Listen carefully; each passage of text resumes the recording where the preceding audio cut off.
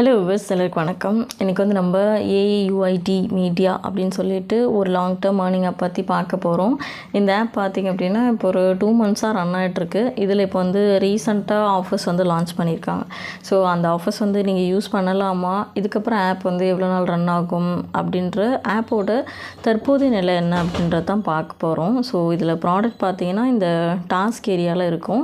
இதில் ரீசெண்டாக வந்த ப்ராடக்ட்ஸ் பார்த்திங்கன்னா இந்த அர்ஜென்ட் டாஸ்க்குன்னு இருக்கு இல்லையா, இதெல்லாம் தான். ஸோ இதில் பார்த்தீங்கன்னா 3500 ரூபாய்க்கு 2 வீடியோஸ் பார்க்குற மாதிரி ப்ராஃபிட் வந்து 122. 2 வீடியோன்றதுனால அப்படி 122 × 2. ஸோ அந்த ப்ராஃபிட் வந்து நீங்கள் கேல்குலேட் பண்ணி பார்த்தீங்கன்னா இது ப்ரின்சிபல் அமௌண்ட் வந்து ஒரு 15 நாளில் ரெக்கவர் பண்ணுற மாதிரி இருக்குது. ஸோ நான் மேக்ஸிமம் ப்ராடக்ட் சொல்கிறேன் 17,000க்கு.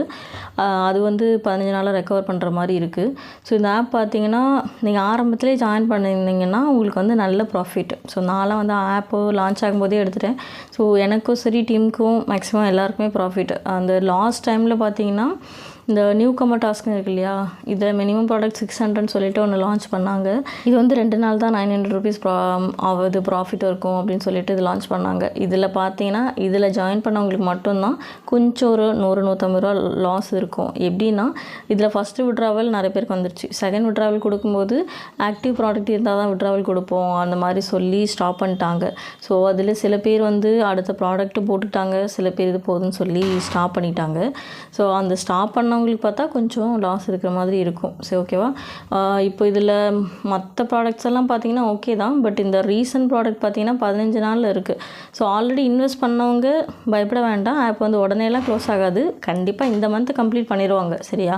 ஏன்னா 15 நாள் போட்டிருக்காங்க இல்லையா, இன்னும் இந்த மந்தோடைய 15 நாள் இருக்குது.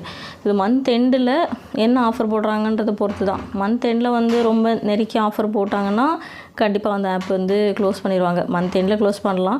அப்படி இல்லைன்னா நெக்ஸ்ட் மந்தில் ஒரு ஃபஸ்ட் வீக் அந்த டைமில் வந்து க்ளோஸ் பண்ணலாம். ஸோ நான் என்ன சொல்கிறேன்னா, இப்போ நீங்கள் நியூ மெம்பராக இருக்கீங்க அப்படின்னா நீங்கள் இந்த ஆப் வந்து வேண்டாம். நிறைய இப்போ நியூ ஆப்ஸ் வந்துட்டுருக்கு. ஸோ நீங்கள் புதுசாக ஆப்ஸில் வந்து ஜாயின் பண்ணலாம். இந்த மாதிரி டைப் வந்து 3 மாதம் தான் போகும். ஆல்ரெடி 2 மாதம் முடிஞ்சிச்சு.